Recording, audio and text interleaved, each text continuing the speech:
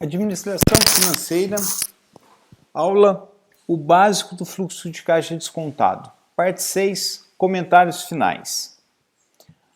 Voltamos aqui à nossa fórmula básica, valor presente, que é o fluxo de caixa descontado. Fluxo de caixa trazido a valor presente a uma taxa de desconto. Vamos pensar um pouquinho sobre a determinação dessa taxa de desconto. Idealmente, esta taxa deveria ter três componentes básicos. A remuneração básica, em termos reais, mais uma expectativa de inflação, mais a remuneração pelo risco.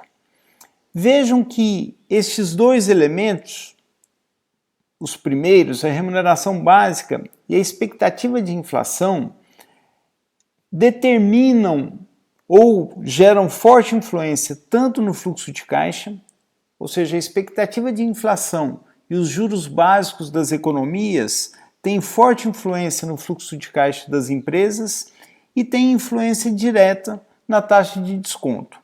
Vamos comentar um pouco nesta parte da aula sobre esses três elementos, principalmente estes dois, e o que nós temos no mundo hoje.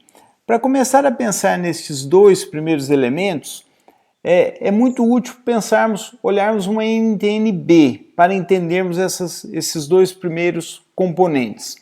Eu peguei aqui do dia 26/3 no aplicativo do Tesouro Direto, os títulos do Tesouro Direto, os títulos do Tesouro Nacional oferecidos via Tesouro Direto. Nós temos aqui o Tesouro, a NTN-B IPCA para 2026, com remuneração de IPCA mais 3,56%, a de 2030 com 3,87% e a de 2035 IPCA mais 4,06%. Ou seja, nós temos uma remuneração básica real de 3,5% a 4%, e uma expectativa e mais a inflação, não a expectativa de inflação, mas a inflação, porque nesse título ela é pós-fixada.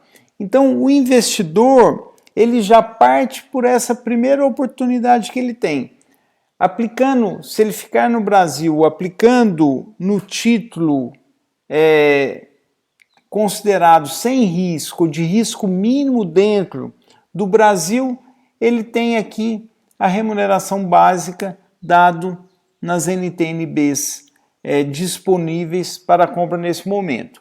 Então nós temos aqui os dois primeiros componentes de uma taxa de desconto, a inflação e a remuneração básica em termos reais. O terceiro componente é uma adição pelo risco que aquele investidor estará correndo quando ele sai de títulos que têm um risco mínimo e vai, por exemplo, para um papel privado, ele acrescentará o quê? Uma remuneração pelo risco. Nesta parte da aula, eu quero destacar um pouquinho o que nós estamos vendo do ponto de vista de remuneração básica e do ponto de vista de expectativa de inflação. Este relatório da XP traz um histórico muito interessante do que aconteceu nos últimos 50 anos. Veja aqui na década de 70, o nível dos juros. Aqui a XP pegou os títulos do Tesouro norte-americano de 10 anos. Vejam como foi decrescente as taxas de juros nos Estados Unidos e no mundo desenvolvido durante esses 50 anos. Um ambiente de taxa de juros sempre decrescendo. Aqui na casa dos 10% nos anos 70, 8% e assim sucessivamente. Isto nesta barra verde escura aqui. Na barra mais clara nós temos a média de inflação. Então nós tivemos nesses últimos 50 anos no mundo inflação decrescente e juros decrescente. Vejam só, os dois os principais componentes do quê? Da determinação da taxa de desconto. E se vocês voltarem aqui nessa formulação, quando você tem taxas de descontos que decrescem, o que acontece com o valor avaliado? Ele sobe, porque é uma relação inversa aqui entre taxa de desconto e valor. Ou seja, há uma relação em que taxas caindo, valor subindo neste processo de avaliação. E qual é o risco hoje que as principais mídias, que os principais analistas estão correndo? É o risco do quê? É o risco de subida de taxa de juros, é o risco de subida de inflação. Olha só, aqui a chamada desse relatório da XP, que traz o seguinte: o risco na verdade o seguinte: a alta das taxas de juros como a principal ameaça para este ambiente altista que estamos. Aqui eu trago um outro relatório de um investidor, Howard Marks. Ele escreve periodicamente o que ele chama de memo, os memorandos. Este aqui ele foi escrito agora no início de 2021. Ele faz uma revisão do ano de 2020 e ele coloca aqui como o grande risco, o maior risco, a possibilidade de subida das taxas de juros. E aqui nessa matéria, todos os pontos que ele coloca em relação ao ambiente que estamos hoje e este grande risco que tem. Para que vocês achem isso aqui, recentemente ele deu uma entrevista para o Stock Pickers. Vale a pena ouvir esta entrevista. Ela é recente, agora em março de 2021. Vale a pena vocês procurarem e ouvir o que ele fala.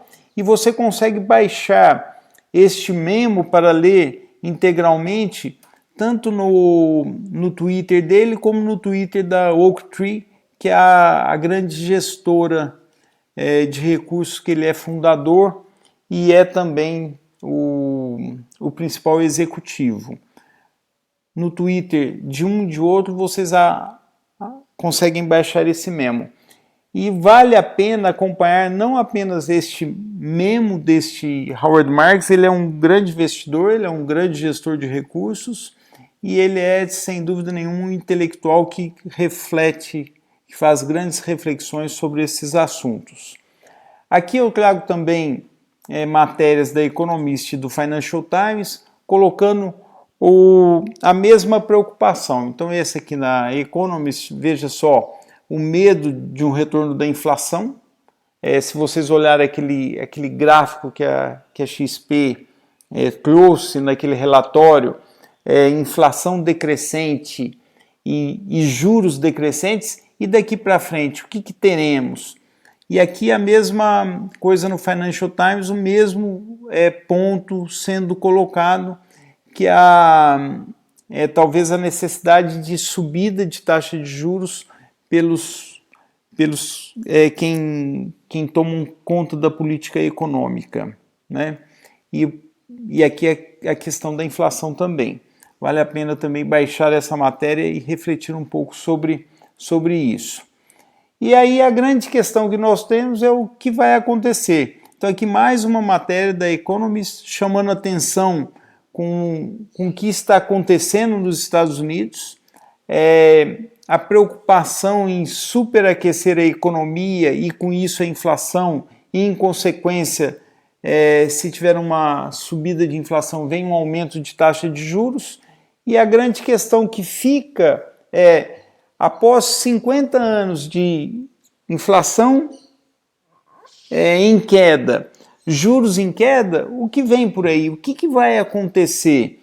E aí nós temos grandes questões para o processo de avaliação, que é o processo de determinação da taxa de desconto, que nós vamos trazer a valor presente o quê? Os fluxos que nós vamos estimar, porque nós estamos estimando fluxos daqui para frente. Que taxa de desconto vamos utilizar? O que vai acontecer com a inflação? O que vai acontecer com os juros básicos da economia? O que que vai acontecer com essa taxa aqui? O que vocês vão colocar para trazer este fluxo a valor presente? São as questões que passam, que estão sempre presentes no processo de avaliação, seja a avaliação de investir num bem de capital, seja a avaliação de investir num ativo financeiro, seja na avaliação para investir numa empresa. Com isso, nós terminamos a parte 6 da aula, o básico do fluxo de caixa descontado. Qualquer comentário, qualquer erro que vocês tenham percebido nessa aula, por favor, envie-me um e-mail. Aqui estão os exercícios. Eu destaco para que vocês façam uma revisão dos capítulos 2, 4 e 7 do livro do professor Assaf e do nosso livro-texto do Ross. Aqui estão os exercícios. Os que estão em vermelho são os que eu farei revisão ou comentários em aula e os outros também são úteis para vocês. Com isso, terminada a aula, o básico do fluxo de caixa descontado. Até a próxima.